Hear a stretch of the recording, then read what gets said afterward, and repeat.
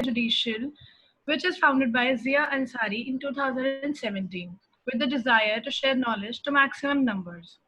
ZJLRC aims to organize webinars, seminars, conferences, workshops, etc., while bringing the best law luminaries so that they can share their knowledge with budding lawyers and law fraternity. I feel honored to announce that we have Honorable Mr. Justice Kurian Joseph, former Judge Supreme Court of India, to be the source of our knowledge today. Joseph Sir began his legal career in 1979. He was member of the Academic Council, Kerala University from 1977 to 1978. General Secretary of Kerala University Union in 1978, Senate member of Cochin University from 1983 to 1985, member of the Board of Studies, Indian Legal Thought of Mahatma Gandhi University in 1996, President Kerala Judicial Academy from 2006 to 2008, Chairman of Kerala High Court Legal Services Committee from 2006 to 2009, and Chairman of Lakshadweep Legal Services Authority in 2008. He served as government pleader in 1987 and as additional advocate general from 1994 to 1996. He was designated as senior advocate in 1996. Joseph Sir has also been chairman of the Indian Law Institute Kerala branch, chairman of Indian Law Reports Kerala series, and executive member of National University of Advanced Legal Studies. In 2000, Joseph Sir was appointed as a judge of the Kerala High Court. In 2010, he was elevated as Chief Justice of the Himachal Pradesh High Court.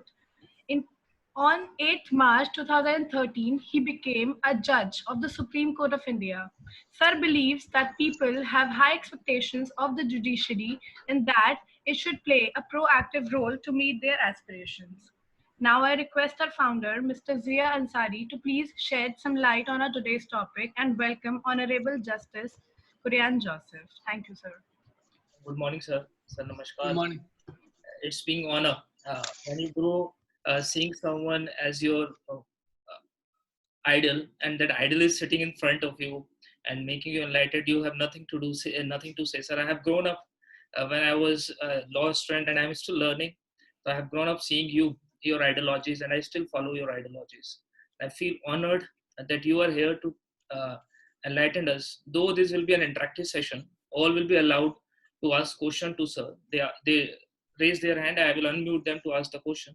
Yet we will start with sir enlightening words from the sir. Sir, over to you, sir. Thank you very much for coming again, sir. Thank you, Sia, and thank you, Apurva. And thank you, my dear friends, in joining in this webinar. I'm told that all of you are aspirants to become judicial officers. Yes, sir. I wish you all the best, and I wish and pray that all of you become good judicial officers, not that you are efficient and smart, but you're honest, you're truthful, you're true to your conscience, and true to the conscience of the Constitution. Well, since you said about the idol, I wanted to say something. This is which I always tell my friends also.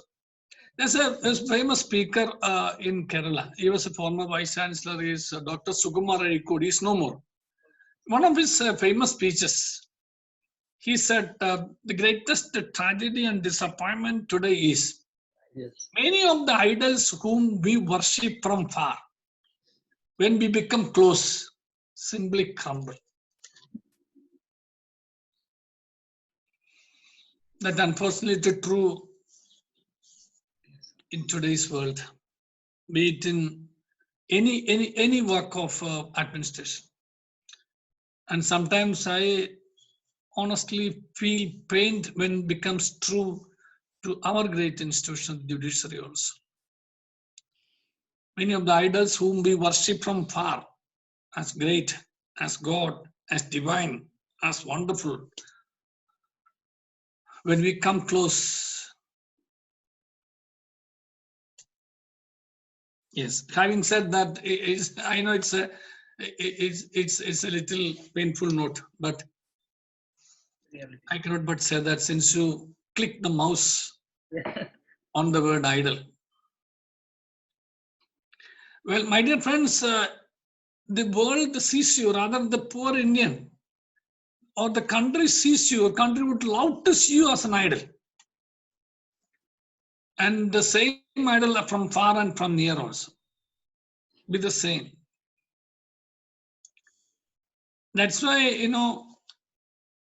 a judicial officer takes his oath, and particularly I am reminded of the constitutional oath. If you enter the lower judiciary, you take a different oath.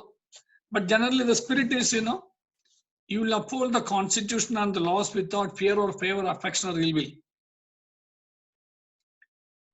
Unfortunately, whether this our people are able to uphold the constitution and the laws without fear, without favor, without affection, without ill will.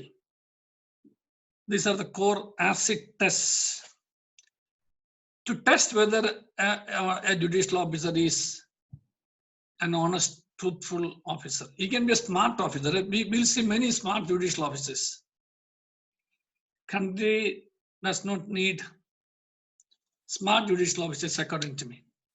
They need truthful and honest and conscientious judicial officers, because ours is a constitution of butcher, baker, and candlestick maker. That's gone now. Had it been told today, I would have said ours is a constitution of migrant workers and payment dwellers, of the least, the last, and the lost. It's for them this constitution is made. It starts with the beautiful word we, know. We. Who are this we? These are the we. They only need the protection of laws. Just keep in mind. They only cry for the protection of justice. Others, grab the protection by virtue of their power, their muscle, their money. But the people whom I said, who belong to this category, they have neither muscle to flex, nor money to throw, nor power to wield. It is for them you are appointed as a judicial officer. That is what is called the constitutional compassion. Constitution wants you, tells you, requires you, demands of you of this sort of extension of a justice tempered with mercy. If you ask me, there's nothing called mercy without justice. If you ask me, there's nothing called justice without mercy. Justice without mercy is anybody's guess. Artificial intelligence can provide it. And mercy without justice is equally bad because it is arbitrariness. Is that royal way of distributing justice? If I like you, that's called a red Indian. A man, not red Indian, red-haired Indian. Yes. If I like you, yes, this will be my law. If I don't like you, this will be the law for you. Yeah, that's called arbitrariness. Simply as it is, you are not guided by anything.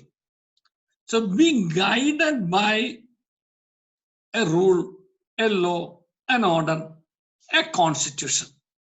It's as simple as it is what is called a constitutionalism.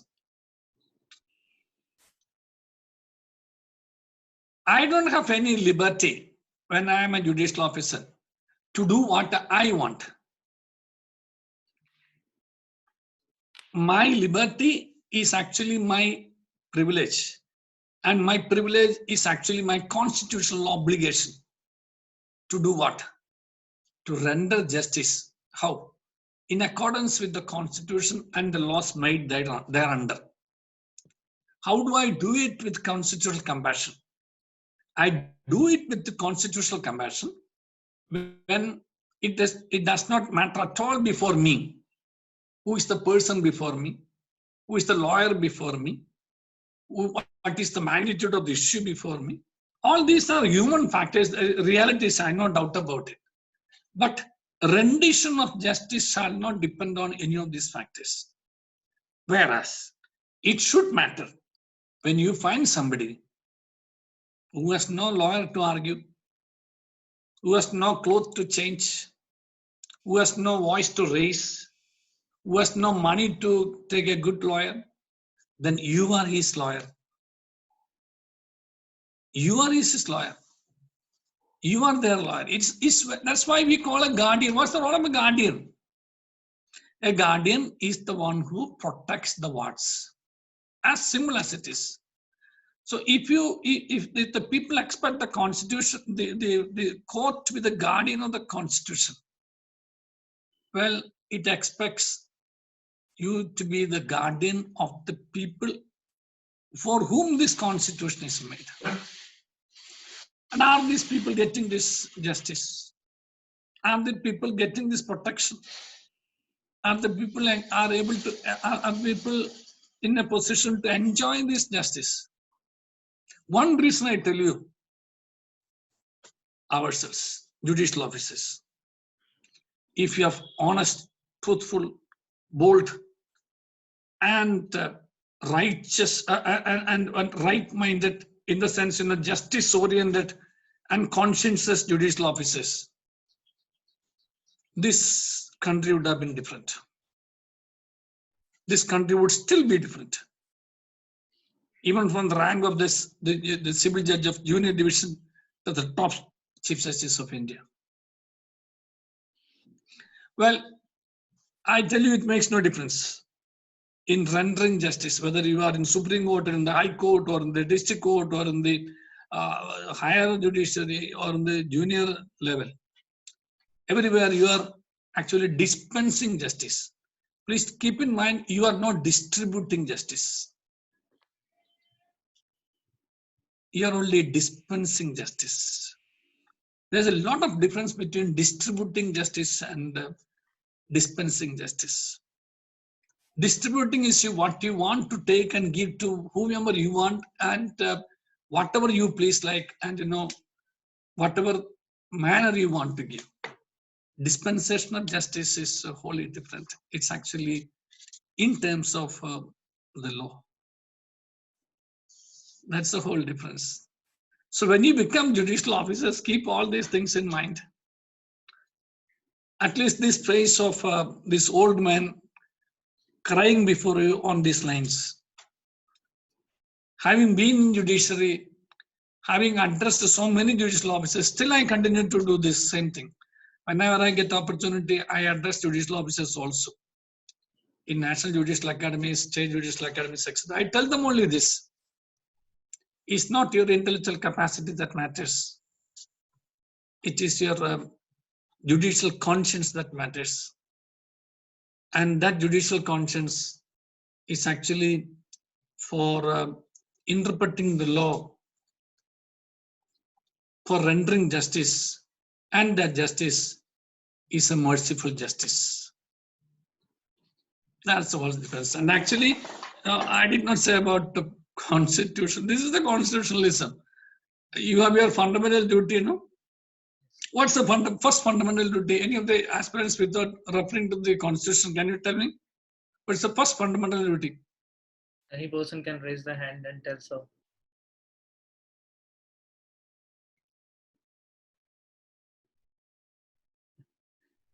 Okay, Soumya, I'm unmuting you. Please tell. To protect the sovereignty, unity, and integrity of India. Mm-hmm. Anyone else? Priyanka, I'm unmuting you. You can tell. Yes, to abide by the Constitution and respect its ideal and institution, the national flag and the national anthem. Right. Yeah. What you said, the other one is also, there's no problem. That is actually in the preamble. But the one Priyanka who said it, to abide by the Constitution, respect its ideals and institutions, its national anthem, national flag. But abide by the Constitution is the most important aspect on it. And what is our Constitution? See, our constitution is made for a country. What is this country? You must have some basic knowledge of our country. This country is now 29 minus 1, 28 states, 7 union territories, 134 crores of people. Of which 120 crores use mobile phones. Even if they don't have roti chawal, they have a mobile with them. We have 22 scheduled languages. We have 844 dialects. We have all world non-religions with us. 99% of the people are at least religious. How many of them are actually truly spiritual is a different question. But at least they belong to some religion. They claim to be religious men. And I have hardly seen somebody claiming to be spiritual man. Yeah, but everybody is religious. I'm not judging, but I'm only observing. This is actually my painful observation. Because I expect a religious man to be a spiritual man. Otherwise, he's not religious. This is my conclusion. And how do you become spiritual? I can tell you later if you want to know it. Yeah. And we have all religions here. Major religion is the Hindu religion that's of the country. Majority belong to that. But that is such a what you call beautiful religion, which believes in Vasudhaiva Kudumbakam, which believes in Loka Samasta Sugino Bhavantu, which believes in let light come from whatever source. Therefore, they welcomed Christianity, they welcomed Islam, they welcomed the Sikhism, they allowed the Buddhism to be born, they allowed the Jainism to be born, they allowed Sikhism, yes, the other is actually Parsi, yes, Sikhism to be born. So that is our secularism. This country is a secular country. It's one of the most important preambular principle, or what the most important constitutional value, a basic structure. Though we are sovereign, socialist, secular, democratic republic, there is no point in teaching you what is sovereignty, what is socialism, what is what you call a republic. Only thing to be taught today is what is democracy and what is secularism. All those three things are simply academic. One doesn't have to be too much bothered about it. But you and I need to be bothered about, conscious about what is this democracy and what is this secularism. Democracy is to me, is an ability to hear the voice of the voiceless. One who does not have voice to raise voice, but a true democracy will be in a position to hear even the musing of that one voiceless person. It has space for everybody. It has capacity to hear the voice of everybody, though it may not tolerate the noise, but it will hear the voice of everybody. It will not tolerate noise. I agree. Democracy is not a people for making noise, but democracy is something which everybody's voice should be heard, or everybody has a right to raise his voice, not noise. And secularism is the noblest principle where this country is proud of, which no other country in the world has such a beautiful secularism. This country does not belong to any religion, but this country is not against any religion. This country respects all religions, and this country guarantees the right of having a religious freedom of your thought, expression, faith, belief, worship. That is in the preamble of liberty, which comes in Article 25. You don't say religious freedom, it is called the freedom of conscience. You can have your conscience truly formed for any religion. You can be somebody who cannot believe also, need not believe also. You can be an atheist. Yes, this country respects them also. It's not the country of people who should believe in one religion. No, you are free not to believe in any religion. Even then, this country respects you. But once you believe in any particular religion, then comes Article 25, subject to what are the three restrictions? You all been taught Constitution, no? Yes, sir, they all know Constitution. Yes. Yeah. What are the three restrictions under Article 25 without referring to the book? Because I want you to keep all these things in your mind. I'm not testing your memory, but let me conclude. I don't want to test your memory, but I want you to go to this your conscience. So unto the last moment of your death. So the bit you can tell me. Yes, subject to Yes, public order, health and morality. Only these three restrictions. Yes, sir. And the fourth restriction is it shall not violate part 3 of the Constitution. There are 4 restrictions actually, but the 3 are public order, health and morality, and part 3, compliance of part 3. Any person has a right to profess any religion, practice any religion, propagate any religion. That's the beauty of Indian secularism. And this country does not make any difference as to which religion you belong to, which caste you belong to, which religion you possess, which language you speak, which area you come from, which gender you belong to, which position you hold. So irrespective of caste, color, creed, language, region, gender, it's only one human person, citizen before us. No discrimination of a citizen who is well dressed, like a blazer which I like put, or a t-shirt which some of you must be wearing. I put it because I am told by my son that I'll be addressing future aspirants of judicial officers. So I thought, you should have a professional approach on this. So I took out a blazer and put it on me.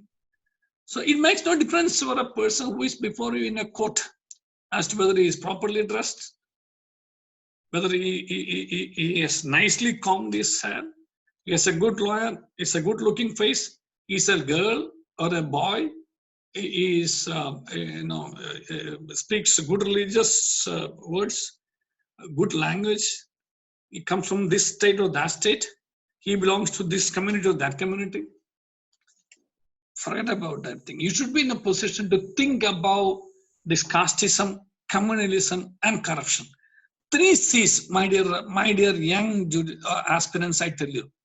Just remove your mind from these 3 aspects: casteism, communalism, and corruption.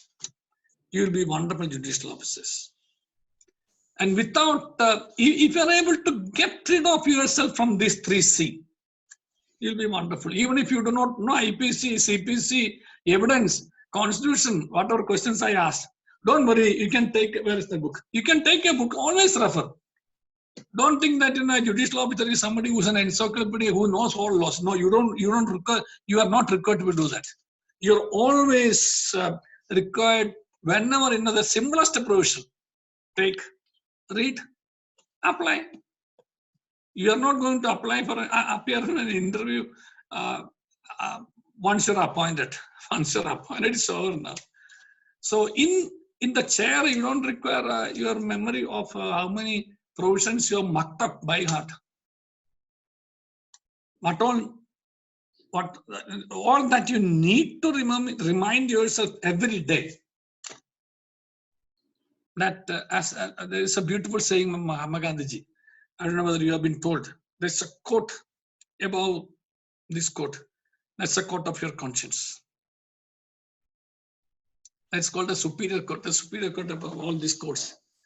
When he went to see a judicial court, he said, please keep in mind that's a superior court about this court. That's a court of your conscience. That supersedes all courts. Yeah. So many things about Gandhiji. And the most simplest and the most beautiful, if you ask me, I like about Gandhiji is one thing: my life is my message. a judicial officer should be in a position to say, my life is my message. My life outside the court, inside the court, my life. That's why be an open book. Then you don't have to be afraid of anybody. You can go to your grocery shop. You can go to your vegetable shop. You can go to your lawyer's, association. You can go anywhere. Only when you have something to hide, only when you are afraid that you won't be able to resist a temptation, you become a difficult person. Be a free person. If you are free, that nobody can touch you. Be open, nobody can touch you. If you're clear, nobody can touch you. So have a clear mind and a clean conscience. 2 C's. Get rid of these 3 C's. Casteism, communalism, corruption. Keep in mind 2 C's. A clear mind and a clean conscience. So with this 5C, probably I can stop because Sia told me probably many of you would like to ask so many questions. I can go on like this for hours. I no problem. I'm in a good spirit today. Okay. Nobody can stop me when I'm in true spirit. But I feel that you must be wanting so many things to know from me also. I stop here. Thank you, Sia. Yeah. Okay. Sir is open for question. Anybody seeking any question regarding anything, you can ask to sir. Sir is open for the question. You people raise your hand and I will unmute you. You can directly ask the question to sir. Question from Kiran. So Kiran, I am unmuting you. You ask the question. Good morning, sir. Sir, during this situation of COVID-19 pandemic in our country, can we call this situation right now as a national emergency as well? 1 second.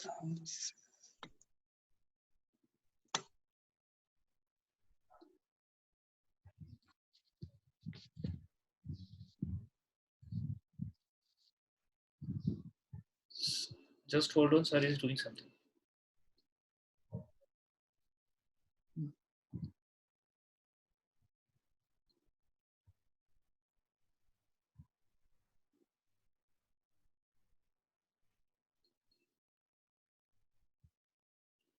Okay, sir, I'm unmuting you, sir. I'm just unmuting you.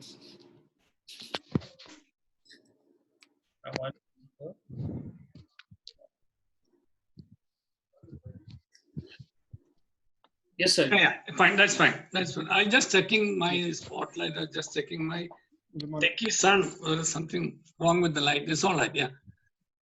As long as I'm visible, there's no problem. You said the COVID can be a national emergency. See, there's something called a policy. So these are all matters of policy. We must know. We must have we must have a clear knowledge as to policy and law and application and interpretation. So policy, principle, application, interpretation. So evolving a policy, applying that policy is not the province of court at all.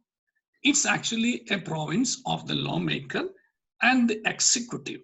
Lawmaker, from them comes the executive. So it's a province of the executive. Whether the law made by them is in accordance with the constitution is the only thing to be tested by the judiciary. So that's called interpretation, principle of interpretation. So we interpret it. So maybe there are certain aspects where which may be available for the government to think about a national emergency. But national emergency, after our 75 experience, some of you may not have born in when national emergency was there. Many of you, not some of you, many of you may not have been born, but I was there, a crude witness to this national emergency of 1975. So I know the extreme bad effects of emergencies. So anyway, it's a matter of a policy maker.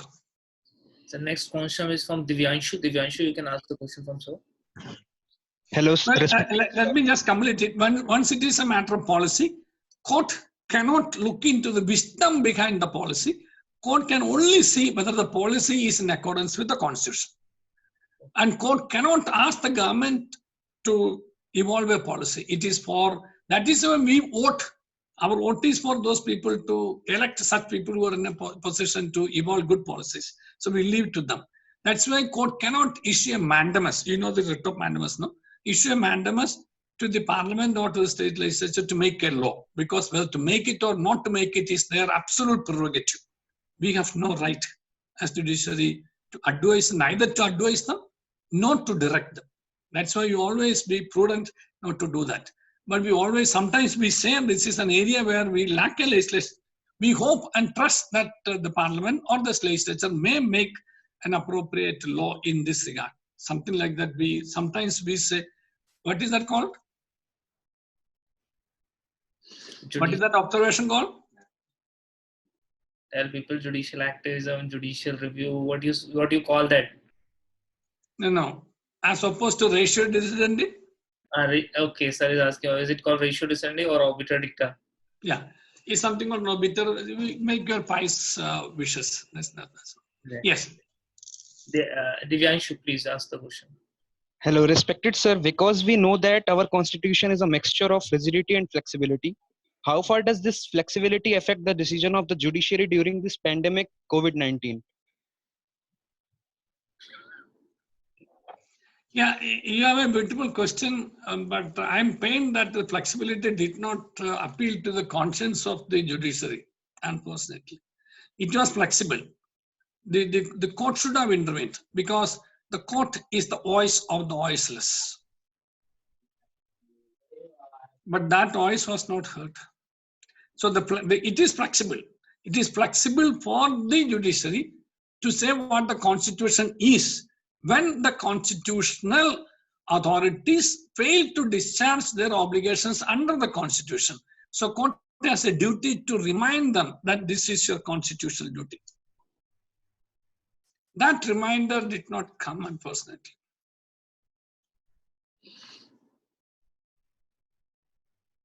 Next question is from Manish. Manish, please ask the question from sir. Hello, am I audible, sir? Yes, Anish. So my question is, like, what about the post-COVID scenes? Like, how will the judiciary react post-COVID? Like, what about the as a judicial aspirant, sir? What about the job vacancies will be there or not? So if COVID will affect the job of judicial aspirants as well or not? You will have more jobs post-COVID. If you're looking at the career, because a lot of pendency now, so they may require more judicial officers. So post-COVID is not going to affect you in the sense, the government may require more courts to deal with the pending cases, because almost 2 months, no court has seriously disposed of any case. So the pendency of 2 months is huge. So you need someone new courts to deal with such situation. Number one. Number two, this COVID situation will be opening a new vista of, or new era of litigation, or new type of litigation solved on many aspects of industry, trade, and commerce. So in those areas also, I'm quite sure that there'll be new opportunities coming in for the courts, and only courts can deal with such situations, because everything will depend on the facts. There can be a uniform policy on many aspects. So for which also you require more courts. So post COVID is going to be a good season in the sense, you're not going to be affected. There'll be more avenues for judicial officers. The country may require, I'm telling you seriously, the country may require more judicial institutions, be it tribunals, be it courts, or be it commissions, be it alternate dispute forums, whatever it is. Another question is from Lokesh. Lokesh, please ask the question from sir. Hello, respected sir. Yes. My question is that, can court take action outside the law, maintain the morality during the pandemic? Court take the action outside the law to maintain the morality during the pandemic. Can court take action outside morality, Yes, sir. outside law to maintain morality? Ji, ji. Logesh, no court can take anything outside law, but all courts can and must take law to its logical end. What's the purpose of law? Purpose of law is to render justice. And what is that justice? Justice according to law. How do you interpret it? Justice according to law is you interpret law whether that law is according to justice. And what is that justice? And that justice is merciful justice. So therefore, since you said about morality, what do you mean by morality? Lokesh. His speaker is off, sir. Oh, yeah, it doesn't matter. Morality, you always go to the realm of right and wrong. Your conscience, morality, all these things needs to go to that side Morality also. is required to the justice. Yeah.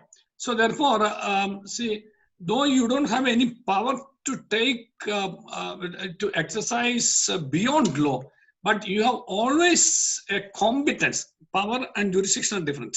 You have always a competence or a jurisdiction to take the law forward and interpret the law and apply law for man. Please keep in mind, man is not for law, but law is for man. If law is for man, that law should be interpreted for the benefit of that man. Who is that man? The man who cries for justice. So that is one aspect. Secondly, if you ask, there is one constitutional provision. Anybody aware of that constitutional provision? Only Supreme Court can do it. Please, you can message us. Sir is Yeah, it's actually Article 142, the power to do complete justice. In exercising that power, the Supreme Court alone has exclusive prerogative not to violate any law, but ignore all precedents and ignore the binding law on the point, etc., and see what is actually the justice, ultimate justice. So for doing complete justice, the Supreme Court can invoke such a provision. Probably, for your information, it is that provision which has been invoked by the Supreme Court. How was it invoked? Let me see how aware are you. Has the Supreme Court invoked now 142 in any situation? Anyone want to answer can drop a message to us. Recently, in pandemic? During the pandemic, Supreme Court taken any action? No, sir, they are not replying. Yeah, two areas. One, the limitation has been extended. Yes. Two, all interim orders have been extended. Two areas the Supreme Court exercised generally. Factually, one by one is different, but two areas Supreme Court exercised this power.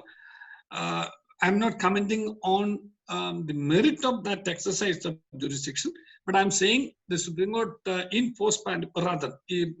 pandemic exercised this power under 142. This is traceable only to 142. Two orders. One, the limitation has been extended. Number one. Number two, all interim orders passed by whichever tribunal court in India, those interim orders will stand extended till the pandemic is over. You don't have to approach that particular court for extension. That's there. So another question is from Rupam. He's asking, sir, how do you think that COVID-19 will affect our court system? It's going to seriously affect. In the sense, see, one, you can see now you are not going to wear your gown anymore now, at least for the time being. Rules are being changed. So your appearance, very appearance will change, number one. Number two, you are not going to see a court where somebody in one corner will be taking evidence, another corner will be somebody arguing, third corner will be doing some administrative work, and one side of the court will be listening to an argument. No. You're going to witness a court where there will be only a permitted number of people, and they will be doing only that case. Number three, you will not see a large number of cases being posted in the court every day. No. The court will be dealing with only limited number of cases, and access will be limited. Number four, this country will be experimenting with the virtual courts, certainly, wherever possible. in submission of arguments and conduct of routine affairs in the court, etc. Irrespective of a civil judge, junior division, or it is higher or judicial, high court or Supreme Court in a country is forced to experiment this virtual court. So these ways it is going to be affected now. And there are many other ways also, because you will not get an urgent hearing if you are a litigant. You are not going to get what you call, you need not expect that you will have something. Tomorrow my bail application will be considered. One way or other I will know whether I'll get bail or not. Tomorrow my injunction application will be considered. I don't know, I'll get something, or I may not, I will know what is going to happen. Not sure at all. We've taken at all, nobody knows.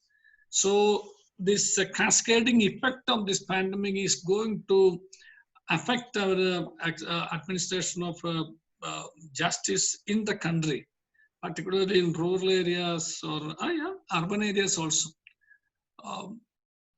Is going to have an effect at least for 6 months, or if not more. Let's all pray that this gets over by 6 months, because in Indian situation it's very difficult for us to think of a court where we don't have access, physical access. Your physical access is going to be restricted. That's really disturbing and painful. Yeah, next. Sir, Anchal is asking a question. Since the courts are not opening, can we go for ODR, other dispute resolution mechanism? And though we are very infant stage, can we do that? All civil cases can be dealt through ODR. See, from ADR we are going to ADR. So ODR is one way of ADR, no doubt about it. So ODR is online dispute resolution. Certainly it can be tested. As you all know, I do my arbitration and the mediation now. And I've been trying this online on arbitration and mediation also. So people need to develop a culture. After all, what is called necessity is the mother of, necessity is the mother of? Inventions, yes. Mother of inventions. I want to, so if you are disciplined properly, you can unmute everybody, because that discipline is that, when somebody speaks, another one will not speak. That's the only discipline. But you can always interact. There's no problem. Yeah, so necessity is the mother of invention. So, perforce or by out of necessity, people will be compelled to take recourse to ODR, so that they will think, no, at least let us finish it. This is going to the level of frustration the litigants are going to experience now. So ODR is certainly a great option at this juncture. Another question is from this Saurav Singh. I am unmuting you. Please ask the question.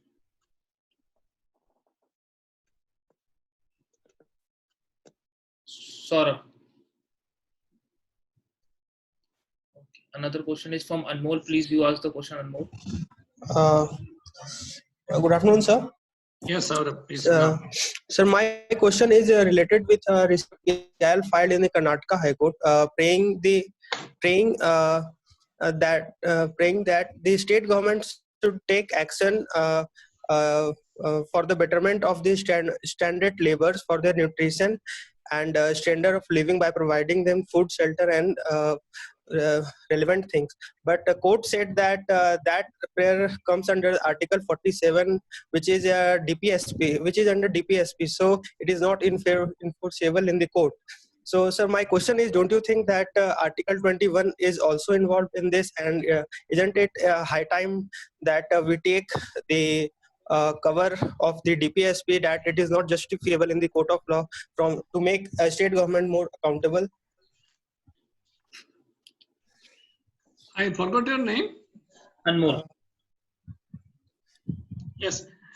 Yeah, see, when a question comes before you, you don't take your CPC or IPC under which section. This is not a question of IPC, under which section you are charged, which section there's going to be conviction. For a criminal offense, you need a traceable offense for you to try. And if you are found guilty, you have to be convicted under a particular offense. no doubt about it. But this is not a situation like that. Whether the plight of these poor migrant workers will come under the directory principles of state policy or under the state's obligation to discharge their constitutional obligation for as a welfare state to think about them. This is not the time to think. I remember a situation when I went to a hospital. I had a what you call food poison. I was vomiting. I had a serious diarrhea also. So I was a judge at that time.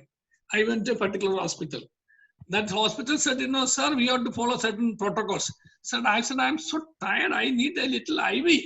Give me intravenous some fluid because my what you call water, my dehydration is the core. I'm not able to speak. I told them, no, sir, we have to rule out whether it is a heart attack, whether you have to rule out whether it is some other problem, we have to rule out your this one, that one. Finally, I said, so damn it, what I'm doing? I need something. I cannot drink water. If I drink water, I vomit or I have a diarrhea. So so this is exactly the situation.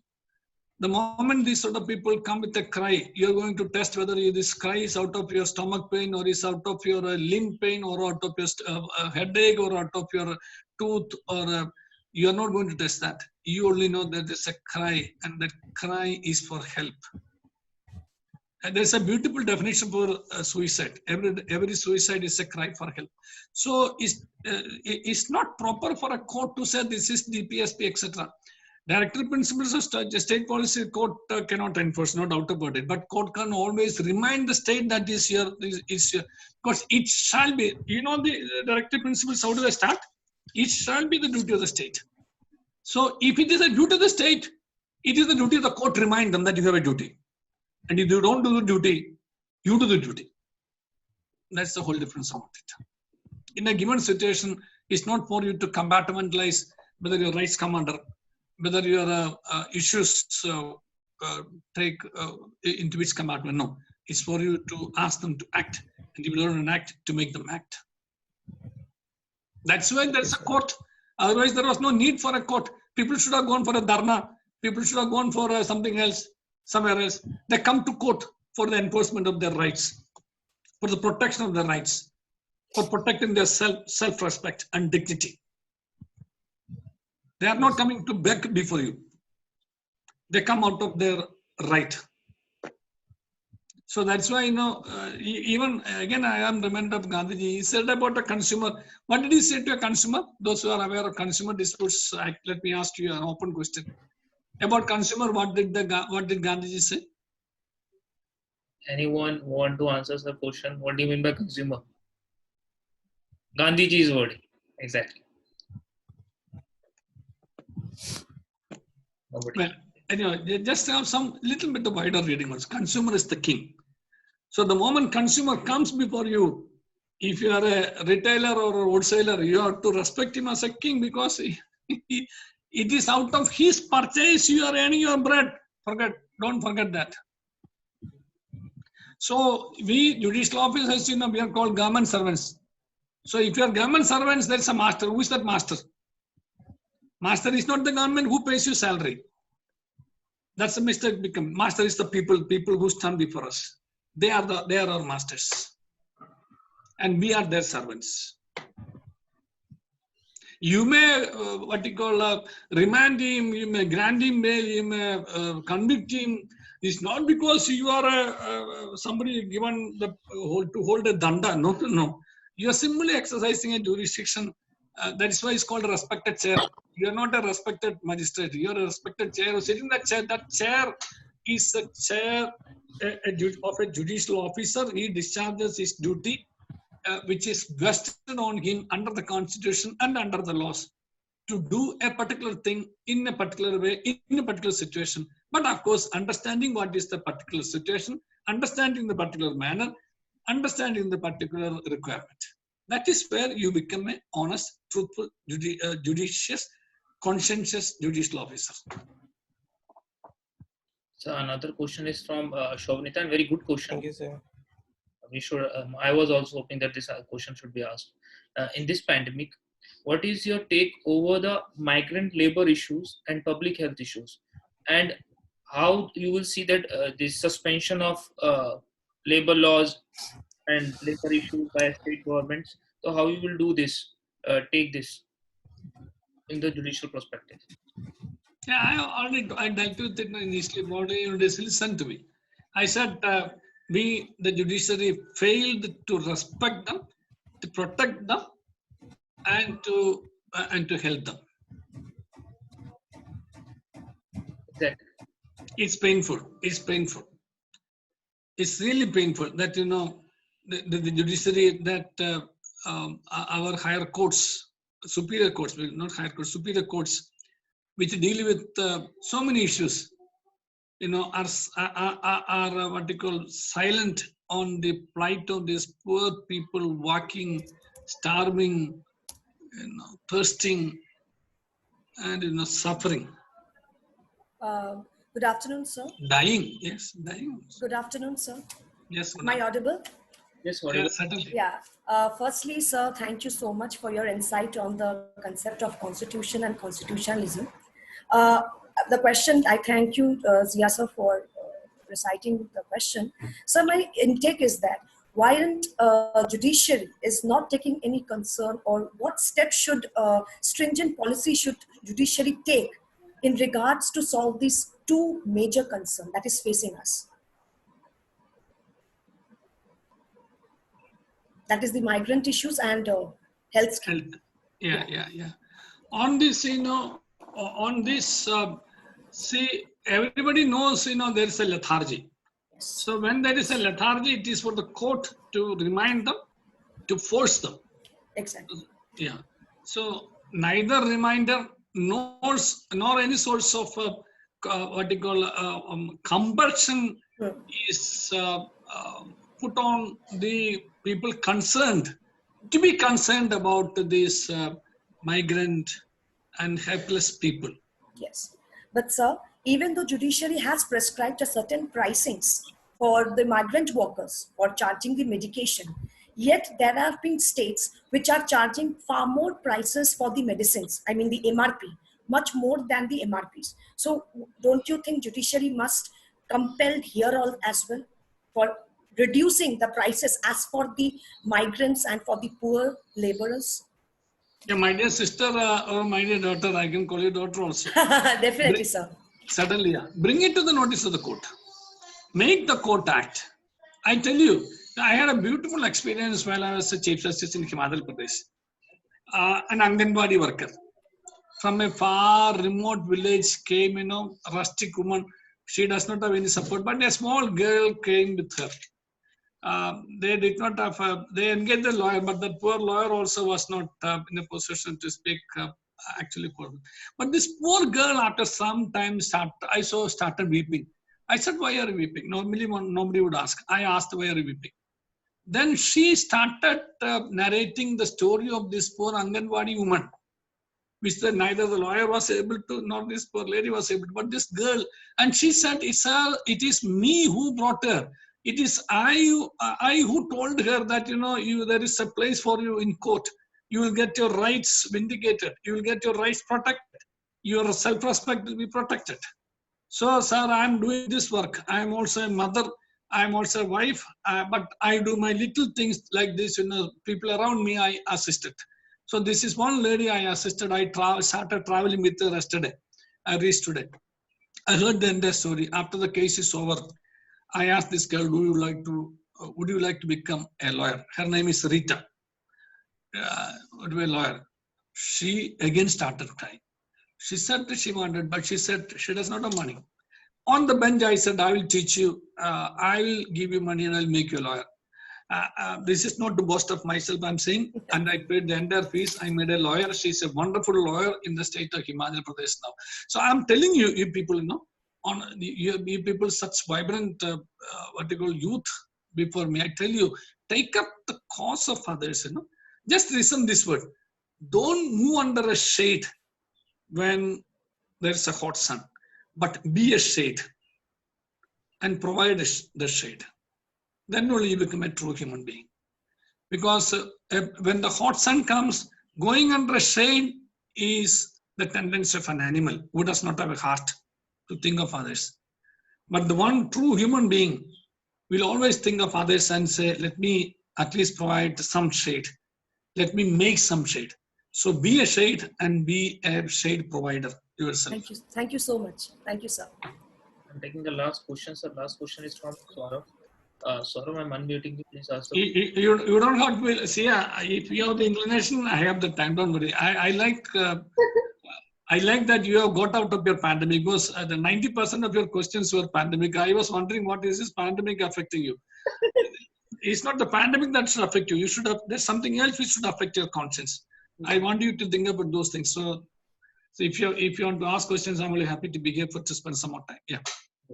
So we are open. Saurav, you can ask the questions. Saurav, are you getting my voice? It's not getting.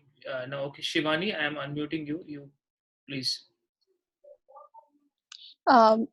Respected sir, good afternoon. Sir, my question is, what is the most required and needful attitude one should possess while presenting himself or herself in a court or even in life to be a good lawyer or a good judge? That I do not know everything. I Yes, know yes. only something, and I must humble myself to be taught, and I must be considerate, and I must not only speak, but I also must listen. And I can, if I can, I must, and if I must, I will. Okay, sir. Next is Mohini. You can ask the question. As a lawyer, I always tell my dear friends, even if you don't meet little officers, I always tell, be honest. Which generally we are lacking in the fraternity now. Be honest and be kind. Good afternoon, sir. Be honest and kind to the poor litigants. To the rich litigants, you need not be kind at all. You be most unkind. But to the poor people, be kind. So next question is from Mohini. Mohini, you can ask the question. Very good afternoon, sir. Yes, good afternoon. Sir, Mohini. I want to ask, how do you analyze the right to health care as a fundamental right, as there is a lack of infrastructure and medical facilities in our country in proportion with the huge population? Yes, what is right to life? What does Article 21 The say? right to life and personal. Yeah, what is this life? That right is called the right to lead a decent life. So what is that decent life? That decent life is a life which where your health, public health is protected. You are not exposed to a danger when you get out to the street. This is actually an aspect of public health also. So you have a right to get your health protected. So, and ours is a welfare state. No, welfare state means the state which is concerned with the welfare of the people. So being a welfare state which is concerned with the welfare of the people, the state priority should be to the health sector, not to the ammunition sector. Ammunition sector is which kills your health, and the primary health is a sector which helps your health to grow. This is one big lesson people learn. No? All the countries which had what they call so many ammunitions, nuclear weapons, where are those nuclear bomb is able to control this COVID? No bomb is able to control this COVID from spreading. So they are realizing hard lessons that now where we need to invest now. The next question is from Fida. Fida, please ask the question. Good afternoon, sir. Good afternoon, yeah. Through acceptance of nomination of Justice Gogoi in Rajya Sabha harmed the faith in judicial system and people lost their trust in it. So, sir, how this action is going to affect the whole judicial body in future? You said the answer in the first sentence, so why should I answer? You said the answer that, by acceptance, people have lost faith in the judiciary. So it is going to affect the judicial system. So how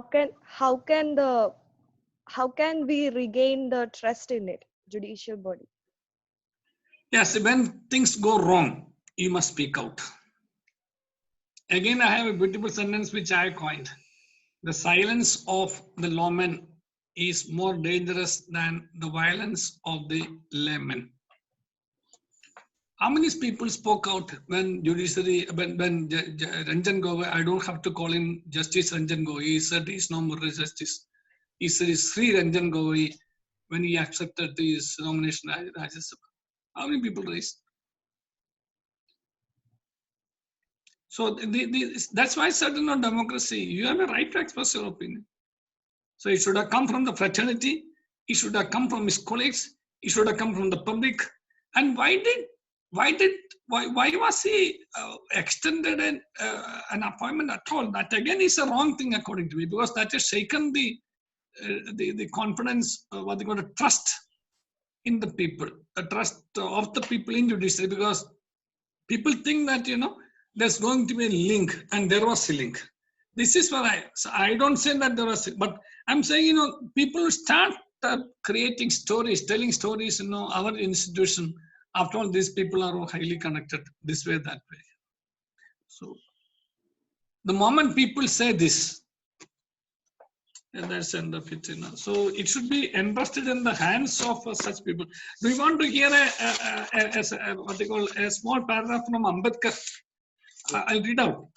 See, because I feel, however good a constitution may be, it is sure to turn out bad, because those who are called to work it, is not the prime minister or ministers, not the president or vice president, but all those who are entrusted with the constitutional powers. That is judiciary also.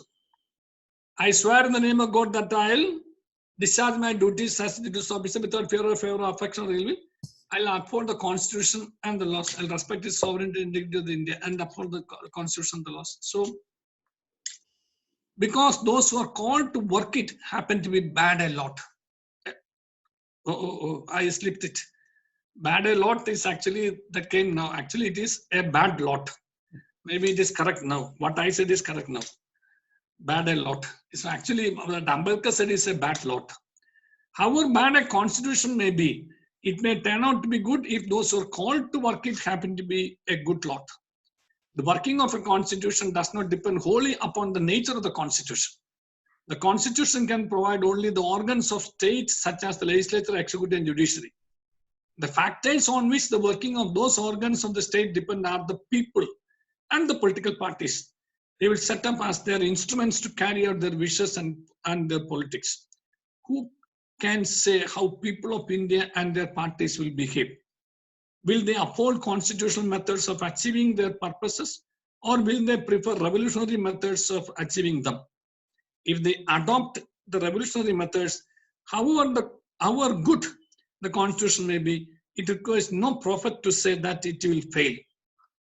It is therefore futile to pass any judgment upon the constitution without reference to the part which the people and their parties are likely to play.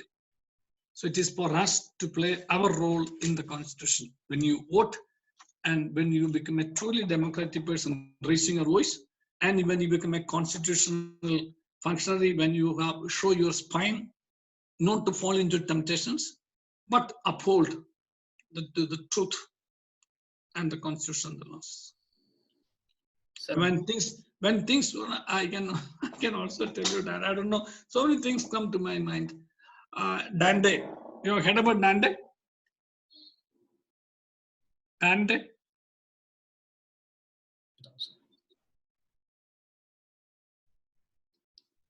Dande, they picked. Yes. Let me quote him. See, you should tell who Dande was. Yeah. There's a famous sentence in Dante's, the hottest place in hell is reserved for those who take a neutral stand in the moment of a moral crisis. Okay. So this is the fate of those silent people who have opted not to speak when there is a moral crisis. When they are duty to speak, they have left that thing.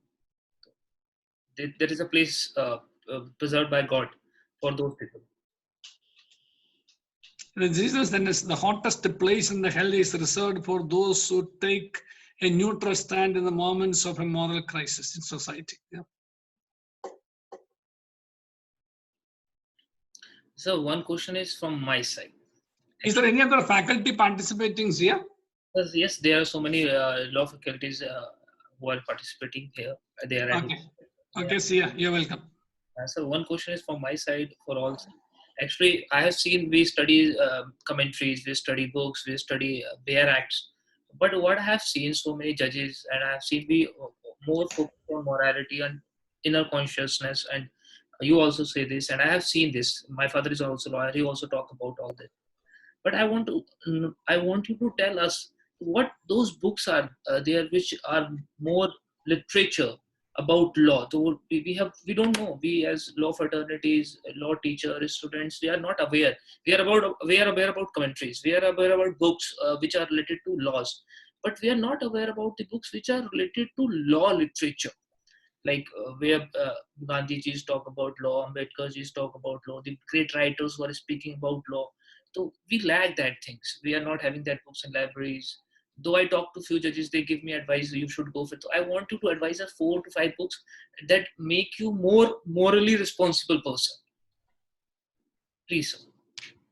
Yeah, Sia, I 100% agree with you. See, you have this place, you have seen, in some places when you take your horse or your ass through the wheat field, you just put something here, that it does not bite here and there.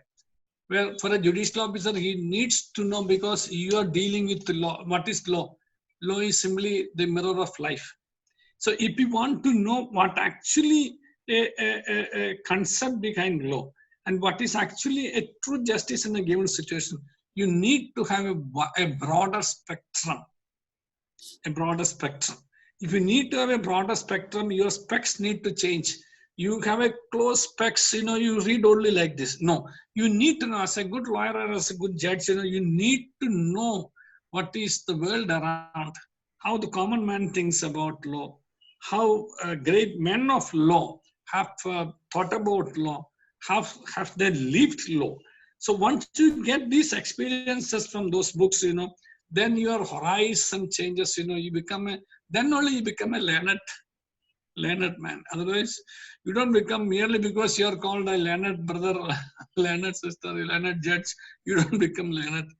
That is not a knowledge at all. So 100% I agree with you. You must read the legal literature, other literature other than those bare acts and interpretations and guides and such commentaries. You must read literature on law. Very important. So can you advise us at least 2 to 3 books which are very good you prefer us to read? Yeah, I can say, I thought about Gandhiji, I draw a lot of inspiration from Gandhiji, particularly since you said about ADR. I know, this famous sentence of Gandhiji on ADR. He said, so the most part of my time I spent in getting parties united where were riven asunder. I lost nothing. Not even my conscience. This is his sentence. Famous quotation. I lost nothing. That means he did not lose anything professionally, and he saved his conscience also. So both his soul and body were saved because of his attitude towards this profession. So read something about Gandhi's professional life on this as a lawyer. Number 2, idea of justice. Read something about Amartya Sen is very good.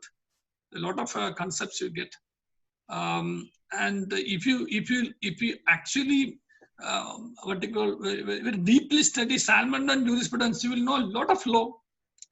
And that Thomas Aquinas, natural law, all these things will give you a lot of light on this idea of justice. Thank you very much, sir. And anyone more want to ask the question? We will not take much of your time, sir. Thank you very much, sir. It is very, very, very enlightening for all of us, and hope you will give us again opportunity to interact with you in future also. Thank you very much. Thank you, everybody, being participating. Thank you, Sia. Thank you, Sia, for this thoughtful session. Occasionally, this sort of interactions are also good.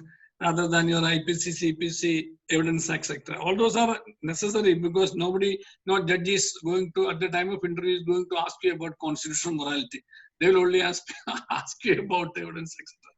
But you need to know all these things when you become a judicial officer, or even as a good human being also. Don't become, even if you don't become a judicial officer also, you are going to be a human being. Be a good human being. That's very important. Okay, sir. All the best. God bless you. Jai Hind. Yes.